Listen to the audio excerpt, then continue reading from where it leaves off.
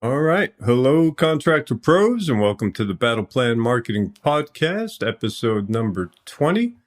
We have a special guest interview with Refael Glantz, goes by Rafi, and is a partnership success manager with accessiBe. Rafi's going to talk about why your website might be excluding up to 25% of your potential prospects and might get you in trouble with a lawsuit. Without further ado, let's introduce Refael Glantz with accessiBe. Welcome to the Battle Plan Marketing Podcast for Contractors. Get actionable advice and tactics on how to grow your home service company. Plus interviews with industry experts dropping value bombs in marketing, sales, and operations. And now let's power up your home service biz with your host, Mark Ambrose of Battle Plan Marketing. All right, welcome to the Battle Plan Marketing Podcast. Today we have a special guest on the show, Refael Glantz with accessiBe, a partnership success manager with accessiBe. Welcome to the show, Refael. Go by Rafi, yes? Yes, indeed. Thanks so much for having me, Mark. Oh, thanks for coming on. We really appreciate it, Rafi. So, Rafi, tell us, who is accessiBe? What do you do for them? Who's your ideal customer? And how do you help them out? Thank you. Great question. So accessiBe is web accessibility. That's our tagline. To make it real simple, websites need to be accessible. Any website out there needs to be accessible to people with disabilities and, of course, everybody else. Up until recently, basically until us, website accessibility meant hiring a developer and spending tens of thousands of dollars a year to make sure that everybody can shop at your store. We realized that until web accessibility is automated, simple enough for the average business owner to install on their own, and affordable, it can't possibly be widespread. And so we created an AI tool that achieves all of those things. Of course, I did not have anything to do with the actual development of the tool, but I'm happy to take any credit you'll throw my way.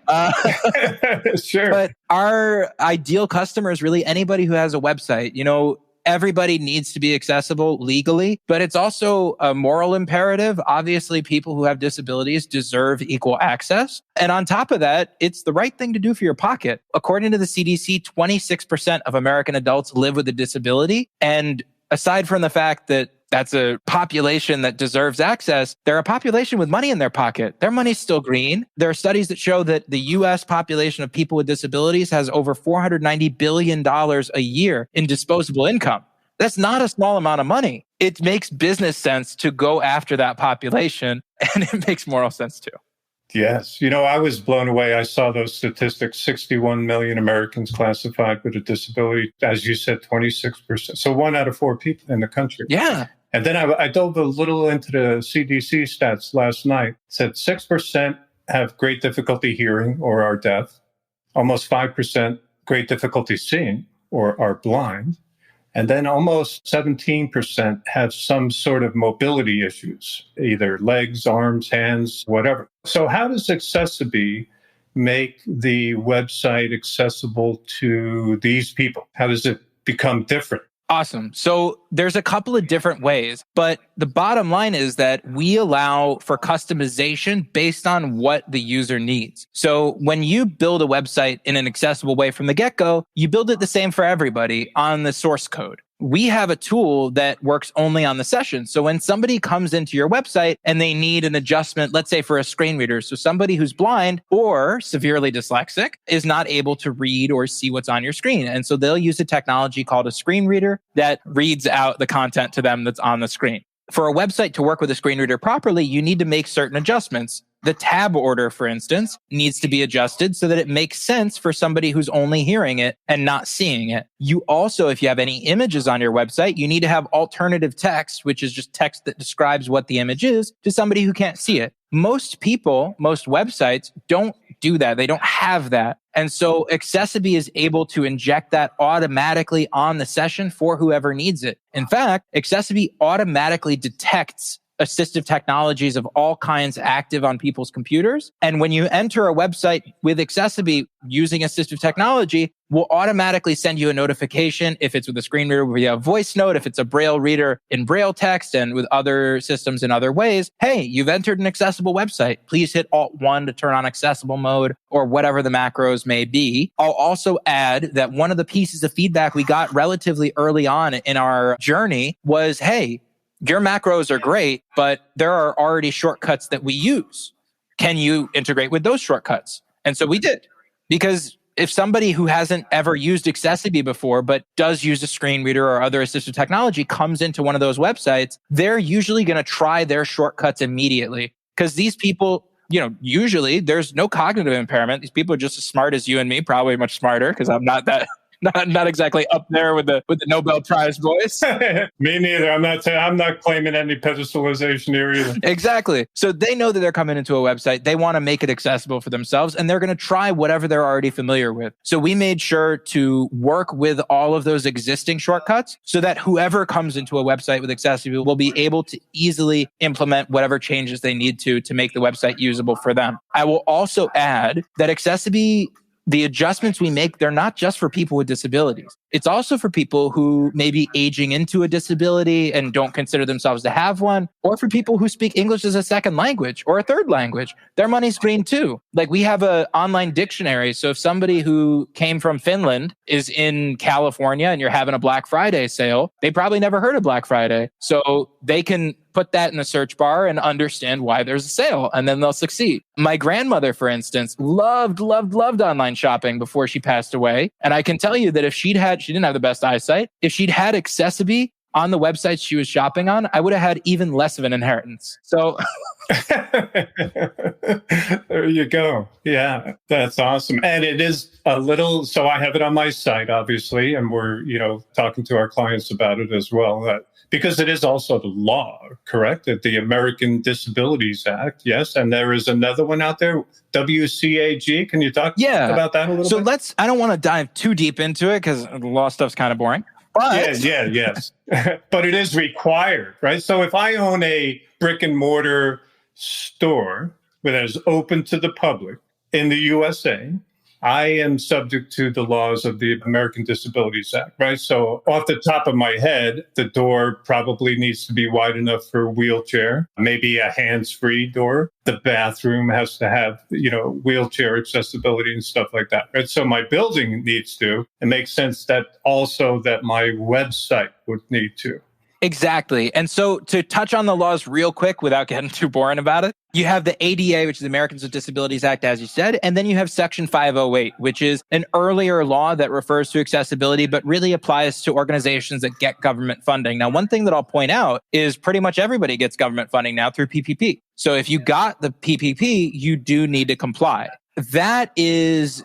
One of the problems with that is that the ADA does not specify a standard for compliance in the law. The standard in the ADA is reasonable effort. And between you and me, it's very hard to prove a reasonable effort. Luckily, though, the WCAG is the Web Content Accessibility Guidelines. They're the only internationally recognized set of guidelines for web accessibility. And in every single ruling that's come out of a U.S. court, that said, hey, you need to get accessible, the judge has said you need to be accessible according to the WCAG 2.1 AA. And that's the kind of compliance that accessiBe provides. I see. And that's your tool making all the accessible options, maybe contrast of the words versus the background, the size of the text, the colors, like you're saying, the alt text. So that was interesting as an SEO guy.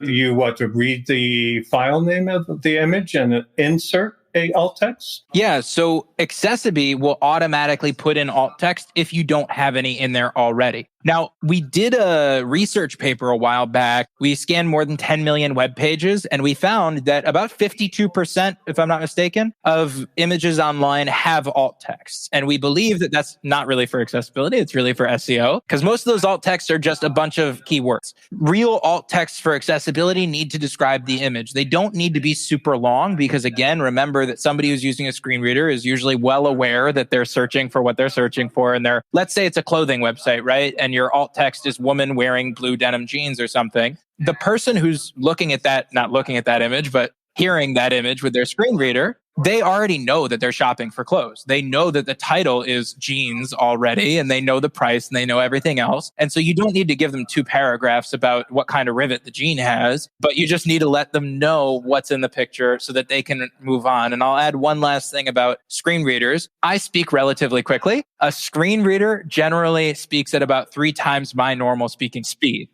Yeah, we were lucky enough to have one of the guys who helped develop accessiBe, a D. He's a gentleman who's been blind since birth. He's a brilliant developer, and he is unbelievable, man. His screen reader speed is absurdly fast. He listens to it and understands it no problem. And this man can listen to music while he codes, while it's being read back to him at the same time. Wow. Yeah, I don't know how he does it, but wow. Like part of his brain, yeah. A lot of them do, yeah, because, they want to get stuff done. They don't have time. Busy folks. That's amazing.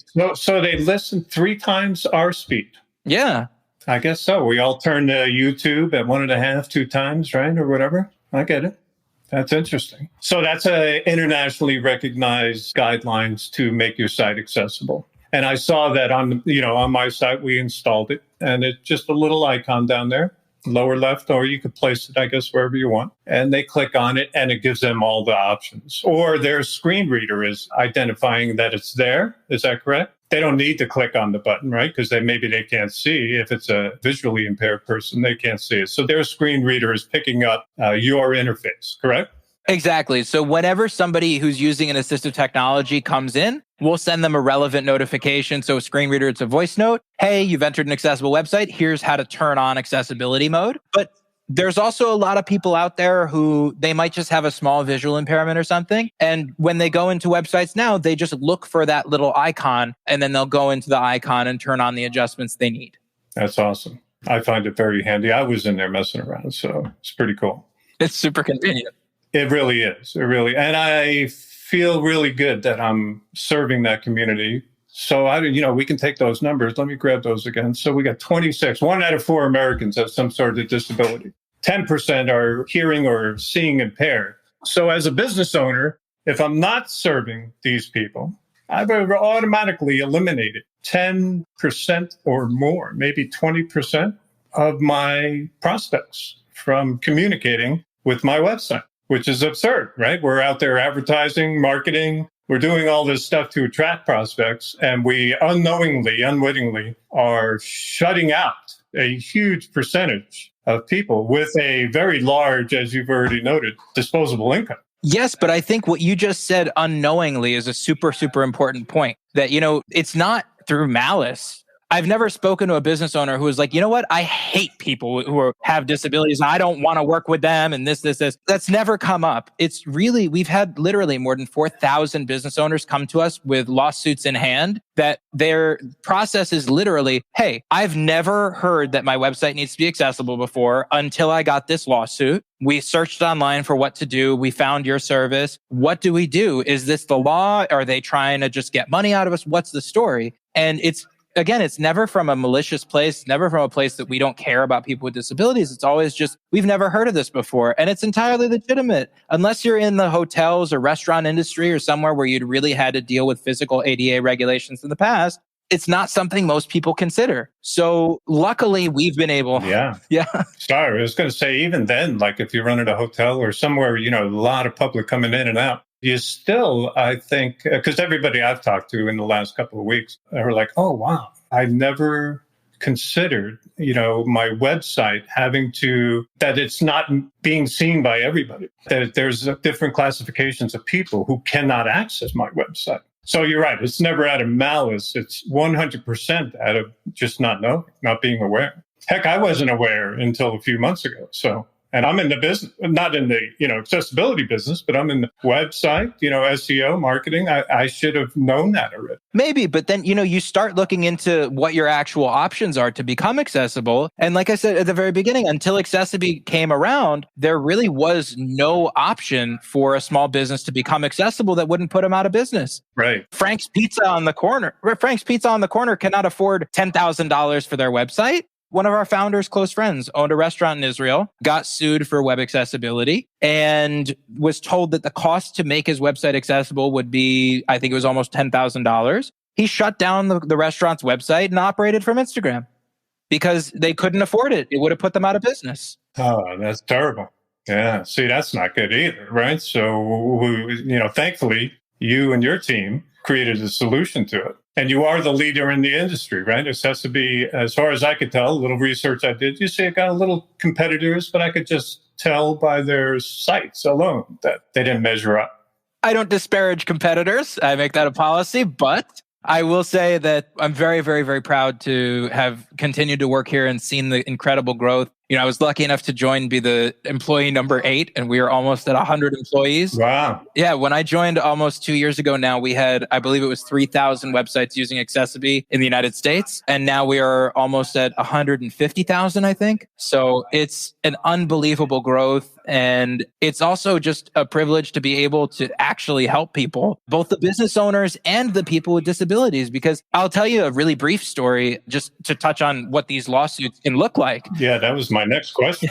Then the last time I left my zip code with this Corona stuff, I was in Vegas giving a talk last February about accessibility at, of all things, a carpet convention, which I did not know there are 30,000 rug merchants in the US, but apparently there are. Why not? Right. So I was interrupted in the middle of my presentation, Kanye West style. This guy gets up and goes, "Hey, I don't mean to interrupt," and keeps talking. And so he goes, "Yeah, I own 60 locations of a payday loan company." So clearly a very empathetic dude. And don't even get me started on those. But so they got a demand letter for one location saying, yeah, your website's not accessible. They asked for $10,000 as a settlement. And they also asked for remediation. Hey, make the website accessible, pay us this money, and we'll go away. The man contacted his lawyer. The lawyer said, look, it's a strict liability law, meaning that if you're not in compliance, you've lost the case already. So pay them the money and get accessible yesterday. The guy wrote a check and tried to look into how to become accessible as he's telling this story. The day the check cleared, they got 59 more letters and they had to settle for $600,000. And as frustrated as I was about the interruption, now everybody's taking pictures of my presentation with their cell phones. So it was not all bad, but that's a very extreme example of what can happen here. And I will not disparage whoever is putting out these suits because it is legitimate. A lot of the times it is coming from a place of people seeking settlements, and that is absolutely the case. And we're very lucky in a lot of ways that we're able to prove WCAG compliance beyond a doubt. And therefore, when we send that proof over, when somebody receives a complaint, generally we don't even receive a response to our response because they've just moved on to the next victim already. But these claims are legitimate. People with disabilities that deserve to use your website, and the law is extremely clear. Absolutely. It's like suing somebody whose store, is not accessible for wheelchair access. Well, you should have done that, and now you need to. And again, you're excluding people, a certain segment of the population from doing business with you, which is crazy. So that was interesting. I didn't catch the exact term you used there, but it was a liability-based... Strict liability. Thank you. So you're out of compliance. You're guilty. Yeah. And so your choices are to fight a losing battle in court or to settle right away. Yes? Right. And as you probably know, just getting to court in America, you're already going to spend $75,000 on lawyer fees on the low end. So nobody litigates this. A lot of people will just pay the settlements. And this is an enormous source of funds for a lot of lawyers. They're doing very well for this. I was just going to say, I could see if I was a lawyer.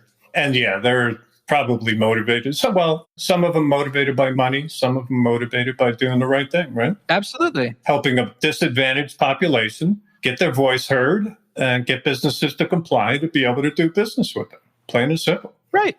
Yeah. And I might not love some of their tactics, but like you say, at the end of the day, this is what needs to happen. People need to be accessible. And if it takes a lawsuit, sometimes that's what it takes. Domino's Pizza was sued by a gentleman named Guillermo Robles. To my understanding, he's also the lead plaintiff on some 250 other cases, but that doesn't make his claim any less legitimate. He has just as much right to order a pizza as anyone else. He does indeed. In fact, that's what brought my attention to this whole subject matter was a few months ago, I had read an article. There was a lawyer in Florida on behalf of a couple of disabled people suing mid-sized companies because their websites were not compliant. And I read that article and I was like, oh my God, how did I not see that before? So by the end of the day, digging in and Googling, I was horrified, and then I went on a search to, how do I do it? And so I even took a little long on that search. And now I'm talking to my clients and saying, hey, you got a big problem out here. And more importantly, you're excluding, 10% or more of the population from becoming your customer. And they have money.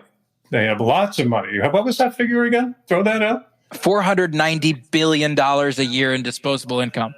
Holy moly. Is that U.S. or worldwide? That's U.S. Oh, my God. Worldwide, it's way more. Yeah, that's unbelievable. Yeah, that's half the market cap of Bitcoin. Half the market cap of Bitcoin. Yeah, that's a crazy thing to say. That's a lesson in there. So how easy, if I'm a business owner, maybe I don't have a web developer, how easy is it for me or somebody in my team to get your system and put it on my website? So we believe in KISS, keep it simple, stupid. I learned that from my shop teacher in 7th grade. He only had 7 fingers, so I took him real seriously when he said that. That's a true story. I love it. I don't love that. I'm sorry for the guy, but, funny story. I'm sure it was from mistakes that he'd made. And in any case, it should take no more than 2 minutes. Like, I can do it. Even if you're installing it on a custom website, we've made it really, really simple. And we have plugins for every major CMS out there. So most people are on WordPress or Wix or something like that. And you can generally just search for our plugin in their app store and install it in 2 clicks. That's amazing. Yeah, it is very easy. So coming from my side, it took 10 minutes. And it is a plugin and I think a piece of code, right? Or the ID. 1 line of JavaScript code. Yeah, 1 line of JavaScript code that went in the body tag, right? Exactly. Yeah, I kind of remember now. Let's touch on the lawsuits a little bit more. So there is no way to fight these lawsuits if you're not compliant. I guess we don't need to rehash it. We already did. You just need to get compliant. You're not going to be able to fight this. You will have to settle at a court. And then you become, if you get in the crosshairs of the wrong attorney, he could represent several individuals against the one company, right? That's the thing. Well, so that happens, unfortunately, somewhat frequently where let's say, Target, whatever store got sued for web accessibility, and then they paid a $10,000 settlement, and then they hired a developer to fix the problems. Well, if you do a manual accessibility fixing, that can take months to actually fix the whole thing. And in that time period, who's to say that the lawyer who got $10,000 out of you already hasn't called one of his friends to hit you up again? Because they absolutely can. That's why, part of why accessiBe is such a great option, I think. Of course, I work here, so of course I say that, but that's why I think it's so helpful for business owners and small business owners in particular for 3 reasons. So 1, with accessiBe, you're accessible in 48 hours or less. You're going to get a statement of accessibility, all the compliance that you need. You can prove it. The other thing is I believe that this is a serious differentiator in the marketplace for us, that we don't just tell you you're compliant, we stand behind it. So included in the cost of every license that we sell is what we call the litigation support package. And in the event that anybody sends you, if you have accessiBe already, if anybody sends you a demand letter, lawsuit, because that can happen, because of course, as you know, in America, anybody can sue anybody for anything, even if they know they're going to lose, which is a great system we have. So makes so much sense. Yeah. Deeper pockets wins, right? Yes. That's what it is. So we will provide you, number 1, with a manual audit. So when they make a complaint about your website, they can't just say, yo, your website's not good. They have to say something specific about the website, that your alt text is not acceptable, your navigation is not accessible, whatever it may be. They make a specific claim. We'll investigate that claim and show them it's not valid. It is accessible. We'll send them a compliance overview, which explains every aspect of how our system works. We'll send them your statement of accessibility. We'll send you a form letter to send back, which we've had very, very good success with. It's a mean letter. We've got also a failures request master, so that if they come back, because again, 99% of the time, they're not going to respond to our form letter. But in the very small number of cases that they do respond to our form letter with additional complaints, great.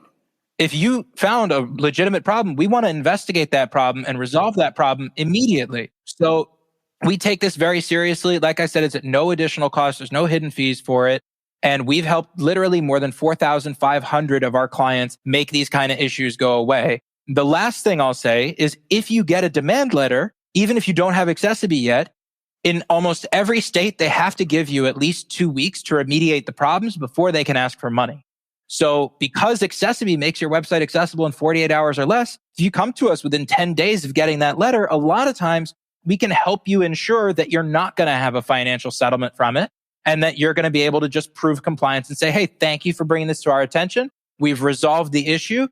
Does it work for you now? Are you able to access our website? Because again, at the end of the day, nobody wants to turn away a customer. I've never heard of somebody owning a physical store and seeing a guy in a wheelchair outside who couldn't get in and just like locking the door. That doesn't make any, like, what? That's crazy. You run outside, you try to sell him something. Right. It is crazy. In fact, if these business owners knew that they were excluding 10% or more of the population simply by not having an accessible website, it'd blow their minds. You know, when I talk to the businesses that we work with, it has indeed blown their minds. They're like, what? What are you talking about? Well, if you told somebody, I mean, as somebody who deals with internet marketing and all this stuff, if you told somebody, hey, I can increase your potential market or your potential customer base by 10% or more for $50 a month, I don't think anybody would be like, nah, thank you. I don't need 10. Nah, I doubt that. I'm spending $10,000 a month on Google ads, but $50 to, increase 10% of the population. No, thank you. Right. I agree that. I'm glad you threw out the price too. I was going to ask you a little bit without asking for the number because they might hear this in 5 years or something, and prices changed a little bit. But you did give an example of just how inexpensive it is to make your site accessible, and the fact that it's a 10-minute job to get your website up and running. So there's really no excuse to not go down that path. Exactly. Rafi, I kind of remember now when I first went on my journey down this.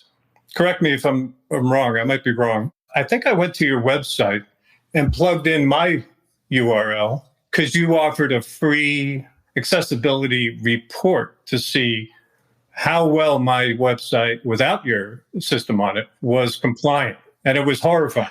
No comment on that side of it, but I would say that yes, we offer. Right? Yeah. So ace.accessiBe.com, ace.accessiBe.com. And I'll share with you that this was a year ago plus now that we'd had an internal company discussion. But what are we going to call this thing?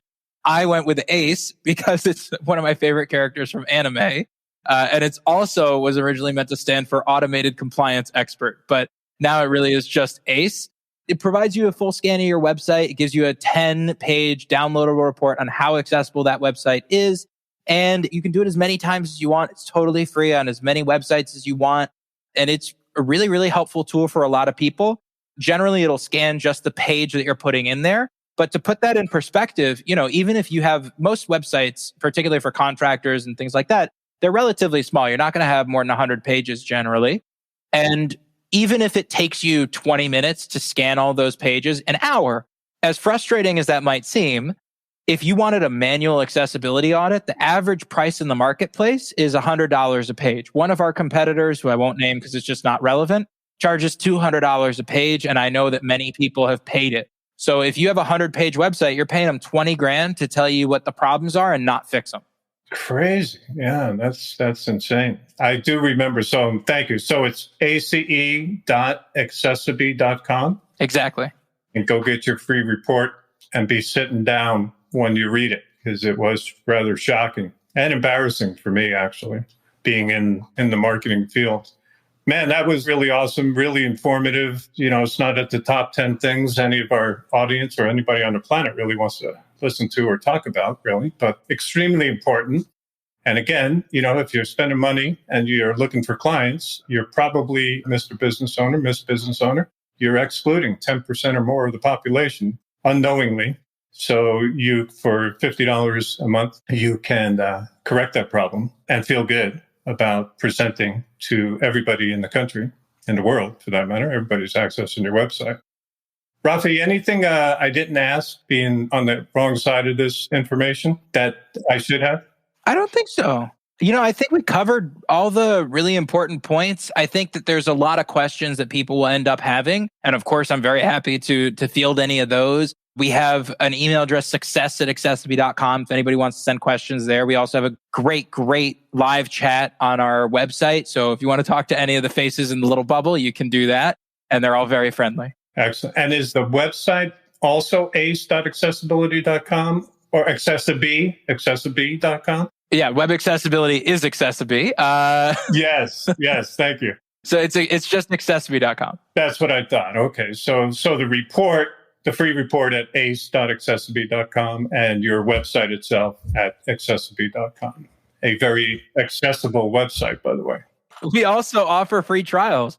So, if you want to, there's no obligation, there's no credit card required, nothing. So if you want to come to our website, test it out on your website for 7 days, completely free of charge, you enjoy. And if you find any kind of errors, you have a question, we're always here to answer and field questions and help you. Excellent. Well, your team reached out and helped me, get it all up and running. So I appreciate that. And I got nothing but good things to say about the company, which is why I brought you on, and a very important subject matter for everybody out there. So even though you have, I think you said 150,000 businesses in the US, I don't know how many there are. So there's a few million that are probably lagging a little here, I would say.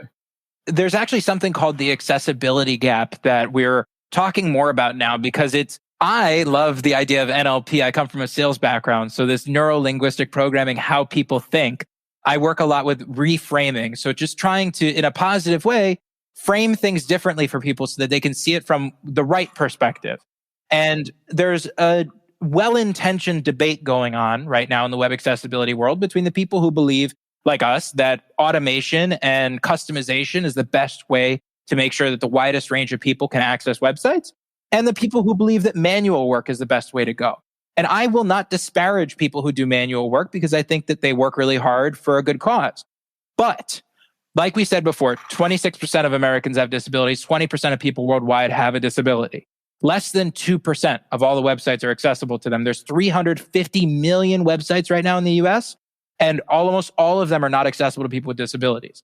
On top of that, almost all of them, and a growing percentage, are being built on CMSs, on no-code CMSs like WordPress or Wix, where you're just dragging and dropping stuff. And so even if you wanted to go in and do manual accessibility work and work on the source code, you can't. So people with disabilities need access to websites today, not tomorrow, not 6 months from now. And even if you were to hire 10,000 web accessibility developers to start working on these 350 million websites, 100,000 even, by the time they've made those accessible, there will be another 350 million that aren't accessible. And even worse, websites update. So every time you update the website, you got to call that dev again and get him back to work or get her back to work. So for all those reasons, we really believe that the best way to achieve web accessibility for the widest range of people and to make the internet accessible by 2025, which is our goal as a company, is in an automated fashion. And we're doing everything we can to get there. We're actually on our roadmap. We're launching a project called accessiBe very, very soon. And we also just joined the W3C. So those are the people who create the WCAG, the rules for web accessibility. We're joining that organization so that we can have an impact. And one of the major problems with the web today is that Google has a massive, massive monopoly, which that's a problem for the US government to deal with, but hopefully. But one of the issues with Google, though, is that when you run a search, you're going to get all kinds of results, not just accessible results. So we are launching accessiBe, which is going to be a service where people with disabilities can search for anything under the sun, and they'll only be shown accessible results. And that way they can be sure that they'll be able to use whatever they find. Wow. So a search engine only bringing up accessible websites. Exactly. That is brilliant. Thank you. Like I said, I didn't come up with the idea, but I'll take all the credit. Yeah, no, that's actually really, really brilliant. So that came out of this W3C organization, that feedback and that. That's actually something that we're doing as a nonprofit arm of our company. Oh, wow. That's awesome. So your team is developing this search engine. Yes, indeed. Man, that hats off. I would take my hat off, but I'm bald as hell, so I don't want to show the world. No, take it off. I want one. Send me on it. My 3 hairs are probably sticking straight up once I take it off, so it'll look like alfalfa. All right. Well, you can send me a hat after the show. There you go. Yeah. Battle Plan Marketing hat. There you go. That is commendable right there, Rafael. Hats off and tell the powers that be. That's absolutely fantastic.